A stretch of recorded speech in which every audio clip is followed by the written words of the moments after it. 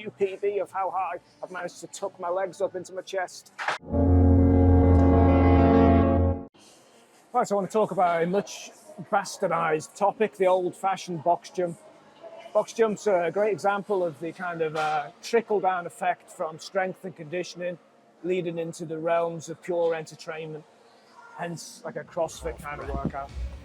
A box jump 1 rep max in which someone jumps and tucks their knees up to their chest is about as impressive to me as someone who says their bench press is X when you know for a fact that they only do half a rep. Box jumps are a form of what we call plyometric training. Plyometric training involves absorbing impact and exploding with maximal force in a very short space of time. Often called jump training, it's not essentially true. It's a part of jump training because you can do upper body plyometrics also. But what is a plyometric movement? A plyometric movement is ultimately an absorption of force. Like, for example, you would do a counter movement first, and in that counter movement, you would resist the force of gravity, the speed at which you drop down into that movement, and your own body weight.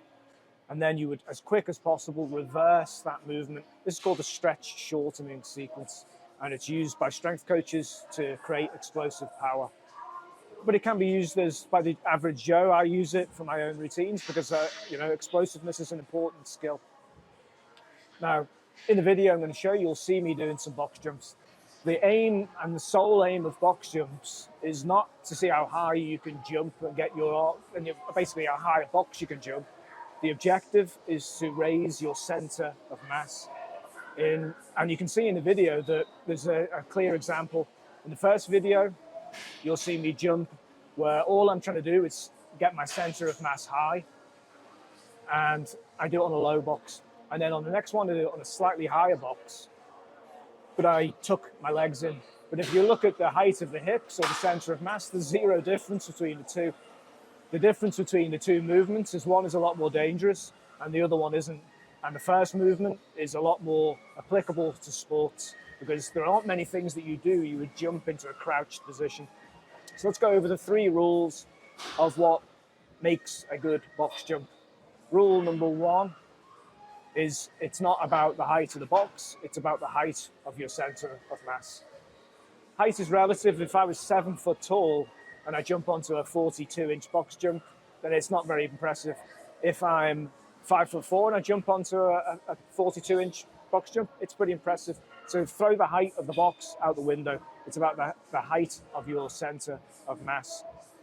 And it also brings us on to point number 2. Point number 2 is basically stick the landing. The landing of your box jump should reflect the aim of the movement you're doing in the first place. If you're jumping up into a tuck position, there's a high risk of injury. You could break your back, smash your head on the floor. No training for you. Most people want to stay healthy. That's why they exercise in the first place. But there obviously is a carryover. Now, most people, if you would jump onto a box jump, would be from a quarter squat position. You would initiate that counter movement and explode out. And a good rule of thumb for box jumps is don't jump on a box that you can't land in the same position as you jump from. So if you're in a quarter squat position, you should be able to land in that quarter squat position at the top of the movement. When you land, then you just extend out the movement.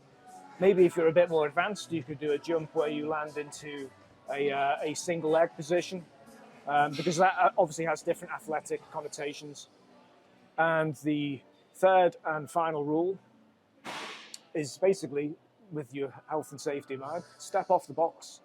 If you were to jump up and down in the air without the box and land maximal height, I don't know how many jumps you'd get before you start to compromise your own system. It's very advanced. So preserve yourself by stepping off the box, either one leg down or have another box at the side which you can step off onto. If you were to jump off a 40 or 50-inch box jump onto a set of scales, there'd be massive loads involved. That's for quite advanced people to be able to absorb that kind of impact. There is a kind of training called depth jumps where you would start on an elevated surface, jump off, and you would stick the landing on a low position. But again, it's more advanced, not necessary for most people. So 3 simple rules, that's it, summary. Forget the height of the box, leave your ego at the door because it's not impressive. I just think it's imbecilic to start jumping and deliberately endangering yourself just because you could say, I've got a new PB of how high I've managed to tuck my legs up into my chest. Number 2, stick the landing. And 3, step off. Keep it simple, like everything. Rule number 1 is train principles, not fads.